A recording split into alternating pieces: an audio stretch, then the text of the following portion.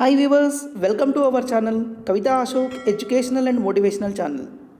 ఈరోజు మనము 9th class మ్యాథమెటిక్స్లో FA2 ప్రాజెక్టు గురించి డిస్కస్ చేద్దాం. ఆల్రెడీ FA1 ప్రాజెక్ట్ను మనం డిస్కస్ చేయడం జరిగింది. అది చాలా బాగా యూజ్ అయింది మీకు. ఇప్పుడు FA2 ప్రాజెక్ట్ గురించి డిస్కస్ చేద్దాము. దాన్ని స్టాటిస్టిక్స్లో నుంచి తీసుకోవడం జరిగింది. ఈ ప్రాజెక్ట్ ఏంటంటే finding mean, median and mode of ungrouped data. ఒక క్లాస్కు సంబంధించినటువంటి డేటాను తీసుకొని మార్క్స్ని మనం ప్రాజెక్ట్ వర్క్గా చేయడం జరిగింది. దీంట్లో కూడా same conducted student and group member. మీకు ఆల్రెడీ తెలుసు, ఇది ఇండివిజువల్ ప్రాజెక్ట్, గ్రూప్ ప్రాజెక్ట్ ఉంటుంది.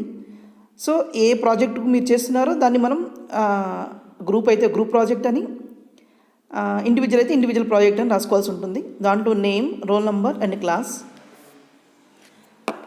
దీని తర్వాత ప్లానింగ్. ఈ ప్లానింగ్ ఏంటంటే we gathered the information from our progress report of mathematics FA marks and arranged in a systematic way. So మనం ఏం చేసాము అంటే మనకు కావాల్సినటువంటి ఇన్ఫర్మేషన్ అంతా కూడా మనకు FAలో వచ్చినటువంటి మార్క్స్ని బేస్ చేసుకుని చేయడం జరిగింది. అయితే నేను మార్క్స్ అన్నీ కాకుండా 5 మార్క్స్, 10 మార్క్స్, 15 మార్క్స్, 20 మార్క్స్ వచ్చిన వాళ్ళని కన్సిడర్ చేసి చేయడం జరిగిందనమాట. ఇది శాంపుల్ ప్రాజెక్టే కాబట్టి మీకు ఈజీగా ఉంటుందని. సో దీంట్లో ఏం చేస్తానంటే FA మార్క్స్ని, మ్యాథమెటిక్స్లో వచ్చినటువంటి మార్క్స్ని తీసుకోవడం జరిగింది. సో మెటీరియల్ రిక్వైర్డ్, దీనికి కావాల్సినటువంటి మెటీరియల్ ఏంటంటే వైట్ పేపర్స్ కావాలి మనకు, పెన్సిల్, పెన్, స్కేల్. సో ఇంకా ఏం కావాలనేది మనం నిర్ధారించుకొని తీసుకోవడం జరుగుతుందన్నమాట. ఇక్కడ white paper, pencil, pen and స్కేల్ని మాత్రం తీసుకోవడం జరుగుతుంది ఇక్కడ. దాని తర్వాత మనకు కావాల్సినటువంటి నెక్స్ట్ పార్ట్ వచ్చేసి ప్రొసీజర్. ఈ ప్రొసీజర్లో ఏంటంటే నేను చెప్పాను కదా, 5 మార్క్స్, 10 మార్క్స్, 15 మార్క్స్, 20 మార్క్స్ వచ్చిన వాళ్ళని కన్సిడర్ చేశానని. సో టోటల్ 50 మెంబర్స్ ఉన్నారు. ఈ 50 మెంబర్స్లో 5 మార్క్స్ వచ్చిన వాళ్ళు 5 మెంబర్స్, 10 మార్క్స్ వచ్చిన వాళ్ళు 12 మెంబర్స్, 15 మార్క్స్ వచ్చిన వాళ్ళు 25 మెంబర్స్ అండ్ 20 మార్క్స్ వచ్చిన వాళ్ళు 8 మెంబర్స్ ఉన్నారు. దానికి సంబంధించినటువంటి ట్యాబ్లర్ ఫామ్ని నేను డ్రా చేయడం జరిగింది. మార్క్స్ని XIగా కన్సిడర్ చేశాను, 5, 10, 15, 20 అండ్ ఫ్రీక్వెన్సీని వచ్చినటువంటి మార్క్స్ని ఫ్రీక్వెన్సీగా ట్రీట్ చేశాను, 5, 12, 25 అండ్ 8గా. సో దాని తర్వాత FI ఇంటూ XIని ఫైండ్ అవుట్ చేశాను. చేస్తే మనకు టోటల్ వచ్చేసి 680 వచ్చింది.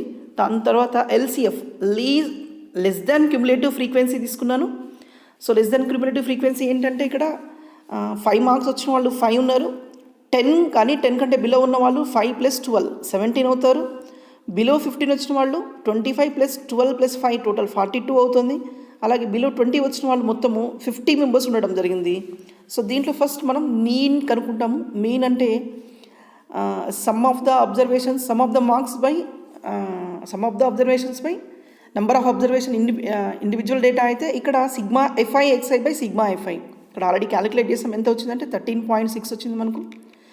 దాని తర్వాత మీడియన్ క్యాలిక్యులేట్ చేయాలి అంటే తీసుకున్నటువంటి N వాల్యూ అంటే ఫ్రీక్వెన్సీ వాల్యూ ఈవెనా ఆడ్ అనేది కన్సిడర్ చేయాల్సి ఉంటుంది. ఇక్కడ N = 50 కాబట్టి ఈవెన్ అయినప్పుడు మనకు ఫార్ములా ఏంటంటే N/2 + N/2 + 1th observation by 2 means average of this. కాబట్టి half of 25th + 26th observation అవుతుంది.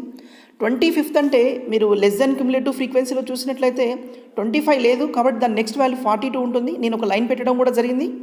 సో 42 ఉన్నప్పుడు దాని XI వాల్యూ ఎంత ఉందంటే 15 ఉంది. అలాగే 26th కూడా లేదు, దాని అబ్జర్వేషన్ కూడా 42 అవుతుంది. దాని లైన్ పెట్టాను, అక్కడ కూడా 15 అవుతుంది. సో మీడియన్ వాల్యూ అంటే 15 + 15, మీన్ వచ్చేసి 0.6, మీడియన్ వచ్చేసి 15 అయింది.